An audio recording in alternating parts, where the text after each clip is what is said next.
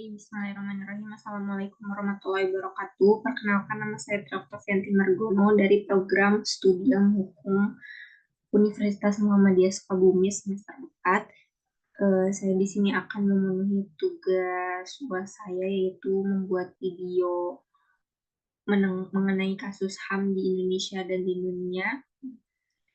Yang mata kuliah Hukum dan HAM ini diampu oleh Ibu Eriska Ginalita Putri. Oke, untuk mempersingkat waktu, mohon untuk didengarkan video saya dengan baik karena saya tidak akan mengedit dan memotong video ini. Jadi mohon untuk didengarkan dan didengarkan dengan seksama gitu ya. Jadi kasus HAM di Indonesia yang saya ambil yaitu tentang kasus Munir yang dibunuh atau diracun lewat pesawat gitu ya pada tahun 2004, tepatnya pada tanggal 6 sampai 7 September. Nah, Munir ini sebelum kita tahu tentang kasusnya, kita harus tahu dulu tentang biografi Munir. Munir ini merupakan salah satu aktivis HAM yang sangat kuat dan membela kebenaran di Indonesia. Banyak ditakuti oleh para penguasa yang KKN ataupun yang menyalahgunakan jabatan Indonesia. Munir ini sangat ditakuti oleh para pejabat atau orang yang berkuasa di Indonesia gitu. Nah, Munir ini lahir pada tanggal 8 Desember 1965. Beliau merupakan founder Kontras yang membela kebenaran dalam HAM gitu. Nama asli beliau atau nama lengkap beliau adalah Munir Said Tholib. Beliau pernah menyelesaikan banyak kasus, yang paling besar yaitu mengenai kasus Marsinah pada tahun 93. Beliau bisa menangani kasus itu gitu dengan komunitasnya, lalu pernah menyelesaikan kasus tentang persengketaan tanah, terus pernah menangani kasus tragedi Trisakti, tragedi Semanggi, tragedi Mei 98, Tanjung Priok 94, Timur Timur 99, dan yang paling besar beliau pernah menangani kasus Marsinah yang sangat viral pada kala itu.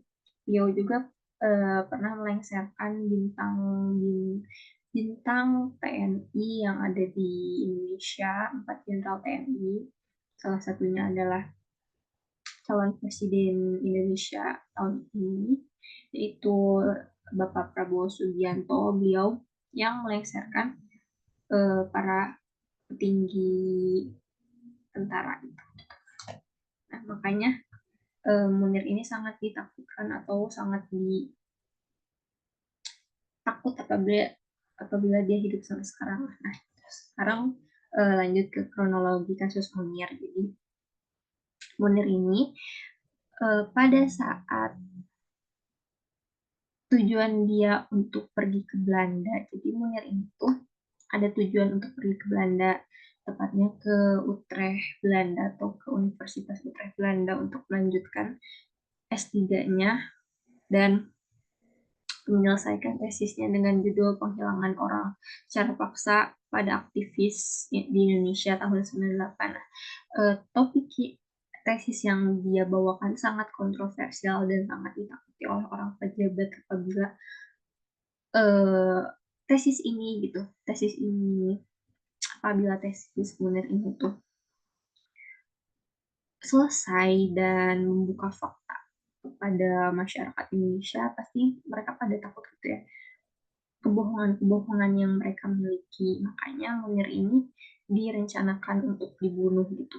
Sebelum-sebelumnya juga Munir ini tuh pernah dicoba untuk dibunuh, udah 2 kali dicoba pembunuhan berencana tapi beliau gagal terus gitu. Nah, yang terakhir ini pada pembunuhan berencana yang dilakukan kepada Munir ini berhasil gitu ya. Tepatnya pada tanggal 7 Desember 2004 Munir bisa dibunuh atau diracuni oleh seseorang.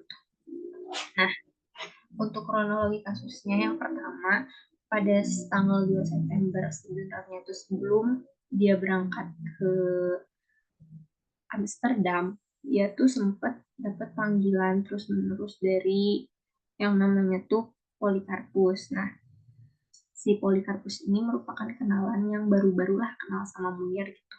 Dia tuh selalu ngajak ke si Munir, kapan mau ke Amsterdam biar bareng aja, soalnya kan dia seorang pilot gitu ya, makanya ngajak si Munir ini biar barengan terus. Tapi kan kayak mencurigakan gitu kan, kayak mana ya weh, apa sih ngajak-ngajak aku gitu kan.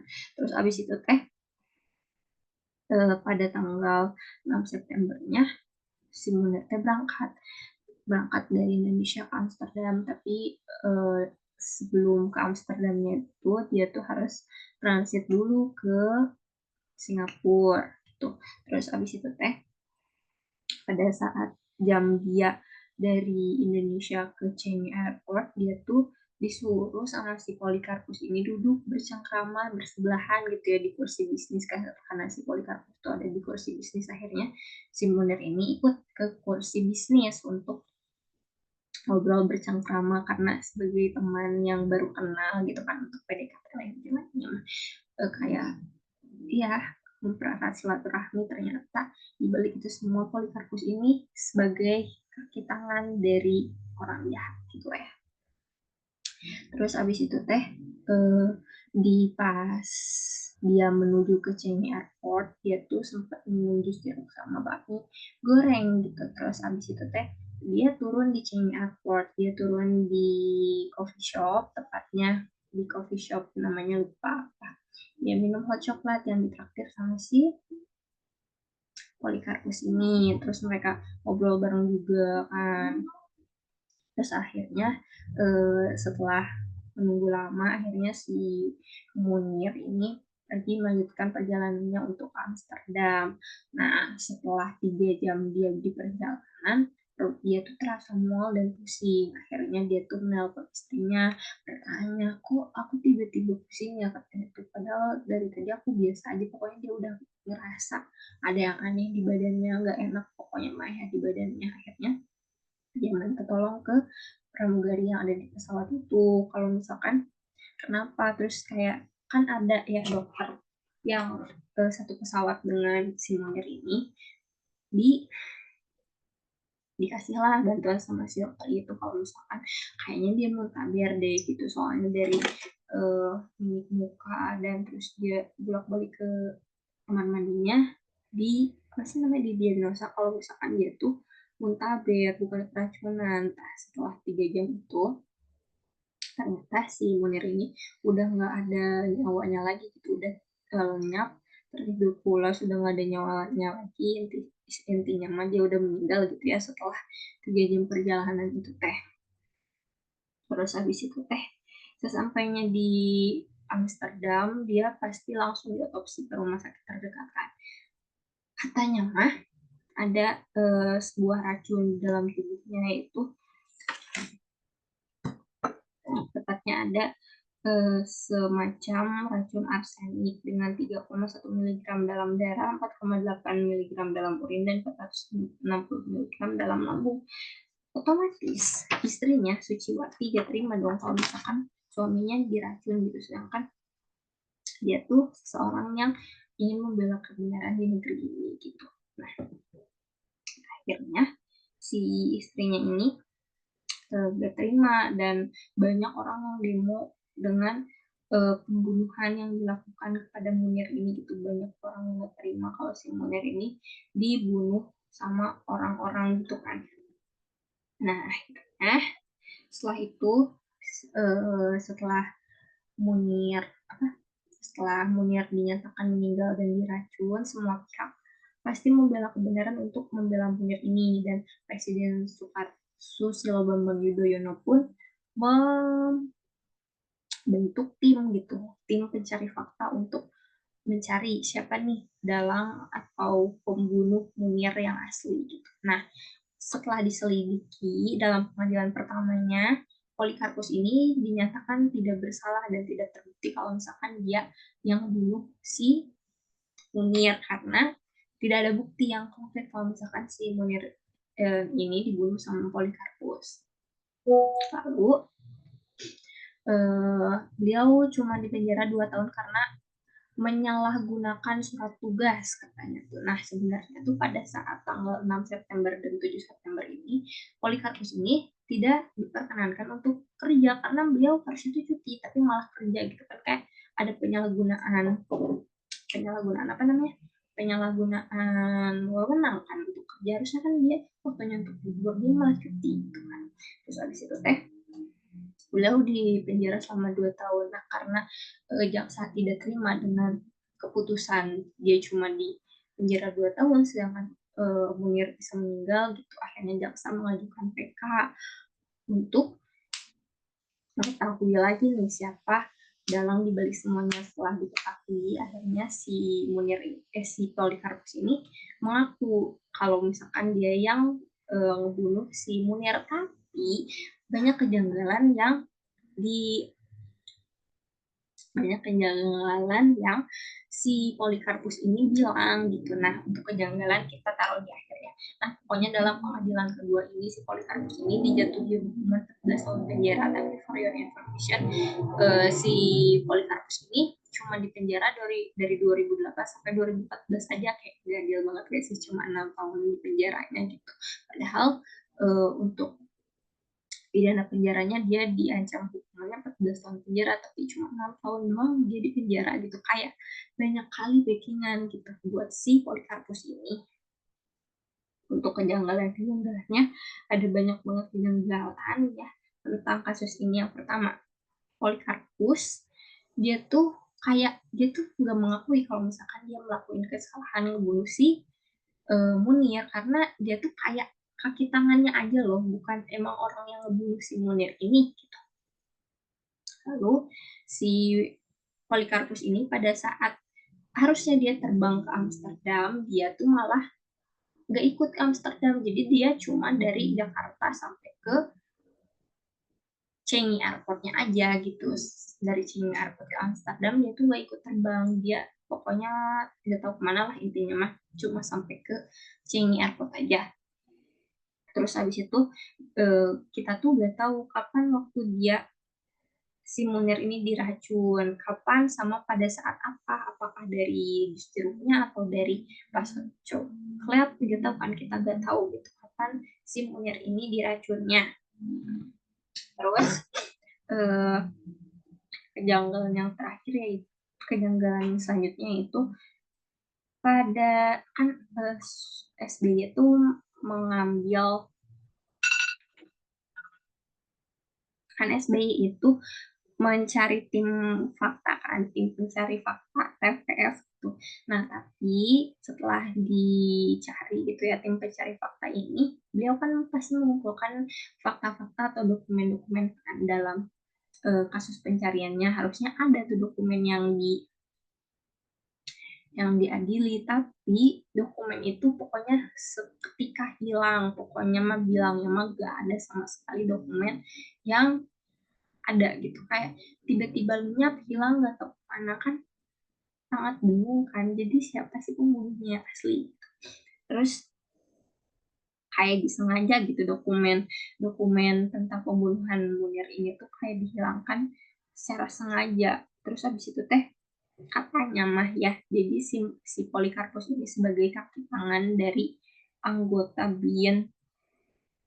Jadi sebenarnya tuh dalangnya tuh bukan si Munir, bukan si Polikarpus, tapi ada dalang utama dalam pembunuhan berencana ini. Tapi dengan sukarela atau dengan karena udah dibayar juga, jadi Polikarpus mau gak mau dia harus jadi kambing hitam dalam pembunuhan berencana ini gitu. Kayak kalau sekarang mah kayak si Richard lah kemarin gitu, tapi untungnya si Richard mah kan jadi uh, collaboration of justice kan, jadi dia buka suara. Kalau si Polikarpus ini enggak. Coba aja kalau misalkan dia buka suara dan minta perlindungan haknya kepada Komnas HAM misalkan atau LSM, dia bisa aja dilindungi gitu kan haknya, dia nggak bakal di penjara selama itu gitu. Terus ya motif utamanya tuh tentang hilangnya Munir atau dibunuhnya Munir ini ya teman-teman tahu kan pasti tadi, yaitu karena dia akan membuat tesis dengan topik penghilangan orang secara paksa pada saat aktivis di Indonesia tahun 98, gimana orang-orang yang menyalahgunakan pada saat itu nggak deg-degan, nggak takut gitu ya, karena akan dibuka secara nyata gitu kebenaran yang ada. Makanya orang-orang pada takut kalau misalkan Munir ini mempublikasikan tesisnya kepada semua orang. Makanya mau gak mau gimana pun caranya biar si Munir ini meninggal gitu. Gitu. Nah setelah itu kan ini tadi tentang kasus HAM yang ada di Indonesia, tentang kasus Munir yang sampai sekarang nggak tahu haknya tuh gimana, dan istrinya masih membela kebenaran yang ada gitu. Tapi sampai sekarang belum ada kepastian yang jelas, dan seperti yang kita tahu, yang jadi kambing hitam yang kita tahu cuma Polikarpus aja, tapi kita nggak tahu dalam utama yang membunuh Munir ini siapa gitu ya, kita nggak tahu siapa, masih dalam proses karena seperti ditutupi gitu ya. Kasus ini tuh mungkin dalangnya bisa lebih gede, mungkin bisa saja beliau itu, ya aku nggak bakal sebutin ya, itu intinya. Mana untuk yang kedua tentang kasus HAM di dunia, jadi aku bakal ngambil kasus HAM di dunia itu tentang kasus Yahudi yang dibantai habis-habisan oleh Adolf Hitler. Jadi pada saat Perang Dunia II atau pada saat Nazi ini berkuasa, kan Nazi dikuasai atau dipimpin oleh Adolf Hitler. Adolf Hitler merupakan eh, kaum bukan kaum seseorang yang anti Semit atau anti Yahudi, karena beliau dulu pernah pernah masih pernah duduk atau pernah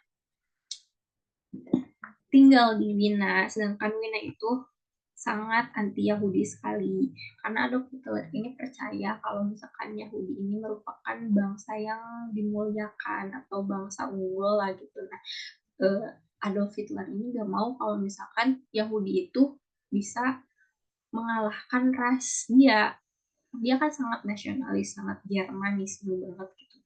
Dia tuh gak mau kalau misalkan Yahudi ini ada di atas Jerman gitu. Nah dia pengen Jerman di atas dia, pokoknya pengen Jerman segalanya gitu. Nah akhirnya karena dia waktu itu menjadi pemimpin Jerman yang mutlak juga, dia mempunyai kekuasaan yang seluas-luasnya, dia tidak memandang ada hak hidup, hak ekonomi atau gimana, intinya dia membantai habis-habisan bangsa Yahudi kala itu gitu kan. Pada saat Perang Dunia II ada yang dinamakan waktu itu Holocaust, yaitu tempatnya para Yahudi untuk dibantai secara habis-habisan. Mereka dibantai secara habis-habisan itu dengan cara eh, mereka diungsikan ke dalam camp-camp gitu atau rumah-rumah yang berisi banyak orang. Nah, terus abis itu mereka dibunuhnya dengan cara ya pakai asap knalpot. Jadi lama-kelamaan mereka layu dan abis itu nggak bisa hidup gitu. Kayak gitu intinya.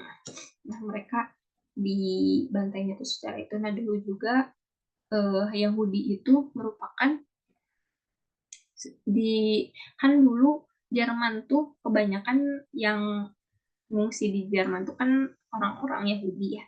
Nah Yahudi itu secara ekonomi mereka tuh kaya lah gitu dibanding orang-orang Jerman. Kalau kayak di kita mah sekarang di Indonesia misalkan, kalau kayak di kita mah Cina lebih unggul daripada orang Indonesia sendiri. Nah gitu di Jerman juga pada saat kala itu 1940-an, bangsa Yahudi itu sangat unggul dibanding orang Jermannya sendiri. Nah, Adolf Hitler tuh gak mau kalau misalkan masa kita di tanah kita gitu miskin, gak punya apa-apa, dengan semangatnya Adolf Hitler untuk membangkitkan semangatnya orang-orang. Makanya eh, Adolf Hitler ini ingin kalau misalkan Yahudi ini dihanguskan dan jangan ada orang Yahudi yang hidup di Jerman gitu. Bahkan ada aturan yang kalau misalkan orang Yahudi itu tuh gak boleh nikah sama orang Jerman. Terus ras Yahudi sama ras Jerman ini dibedakan. Pokoknya kalau misalkan ada ras Yahudi langsung dimasukin ke camp-camp dan dipekerjakan secara paksa gitu biar mereka tuh ya jadi babu aja, jangan jadi orang unggul. Karena orang yang unggul yang ada di Jerman cuma ras Arya aja, ras orang Jerman. Selain ras Arya gak boleh ada yang mengungguli ras Yahudi, mengungguli ras Jerman gitu intinya. Kayak gitu teman-teman. Sangat. Nah, adanya hak asasi manusia ini setelah adanya perang dunia ini sangat berarti gitu bagi kita semua, karena kita bisa hidup secara bebas, menyuarakan suara kita secara bebas juga.